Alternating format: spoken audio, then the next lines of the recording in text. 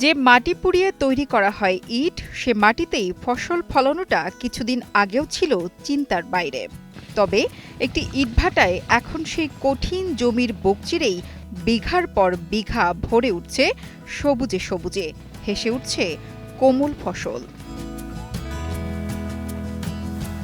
ইটভাটায় ধান কিংবা সবজির চাষ করা হলেও এবছর পাট চাষ শুরু হয়েছে। ফলে সে জমিতে এখন 2 থেকে 3 বার চাষ হচ্ছে বিভিন্ন ফসলের। এবার ভাটা বন্ধ হওয়ার পরপরই চুয়াডাঙ্গার দামুড়হুদার স্কাই ব্রিক্স নামের ইটভাটায় 13 বিঘা জমিতে পাটের আবাদ শুরু হয়েছে।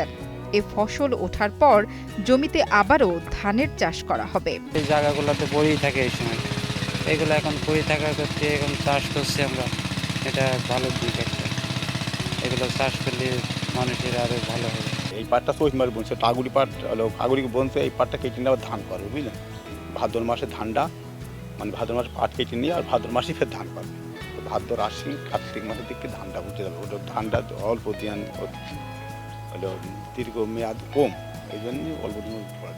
গতবার খুব ভালো ফলন হয়েছিল। শ্রমিকরা বলছেন, এ সমস্ত ইটভাটায় কখনো ফসল উৎপাদন হতো না, কিন্তু ভাটা মালিক ও তাদের চেষ্টায় আজ ফসল উৎপাদন হচ্ছে। ফলে অতিরিক্ত আয়ের পাশাপাশি চাঙ্গা হচ্ছে গ্রামীণ অর্থনীতি। শ্রমিকরা কাজ পাবো, আমরা কাজ করে খেতে পারবো, খেতে খামারে। গরিব মানুষ মনে করেন এসে আমরা তো আর কোন জায়গায় যাবো, মাঠে ছাড়ে ছাড়া তো কোনো কাজ নেই। অন্যান্য ভাটায় আপনার আছে, কেউ করে কেউ করে না, সবার করাই ভালো। ঠিক আছে, এই পাট মনে করেন বিঘে প্রতি আপনার হচ্ছে 15 মনে হয়, 20 মনে হয়, যদি ফলন ভালো হয়, পাটের জাত ভালো হয়, এইভাবে। টানা 7মবারের মতো বেস্ট টিস্যু পেপার ব্র্যান্ড হিসেবে স্বীকৃতি পেয়েছে বসুন্ধরা টিস্যু। জানা গেছে, এ জেলায় 94টি ইট ভাটা রয়েছে। এসব ভাটার বিপুল পরিমাণ জমির মধ্যে 211 হেক্টর জমি চাষের আওতায় এসেছে বলে দাবি কৃষি বিভাগের। চুয়াডাঙ্গা জেলায় 94টি ইট ভাটা রয়েছে।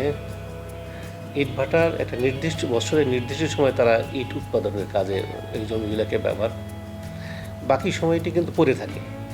এই পড়ে থাকা সময়টাতেই বা এই সময়টাতে এই জমিগুলোকে আমরা পরামর্শ দিচ্ছি যে বিভিন্নভাবে যেখানে যে ধরনের ফসল ফলানো সম্ভব চাষের আওতায় যেন তারা নিয়ে আসে।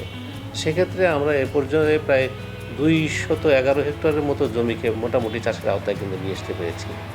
এটি যেমন আসলে ফলনে কিন্তু আমাদের দেশের উৎপাদনে ভূমিকা রাখছে, অর্থাৎ জিডিপিতে একটা বড় ভূমিকা রাখছে। পাশাপাশি এটি কিন্তু এই এলাকার পরিবেশটাকে অনেকটা ভালো করছে আর কি, আমরা মনে করি উন্নত করছে। এবং আমরা তো অনেকটাই অক্সিজেন পাচ্ছি এখান থেকে, আর পরিবেশটাকে বিশুদ্ধ করার সুযোগ পাচ্ছি। মৌসুম ভেদে ভিন্ন ভিন্ন ফসল আবাদের ফলে চুয়াডাঙ্গা জেলা দেশের জিডিপি উন্নয়নে বড় ভূমিকা রাখছে।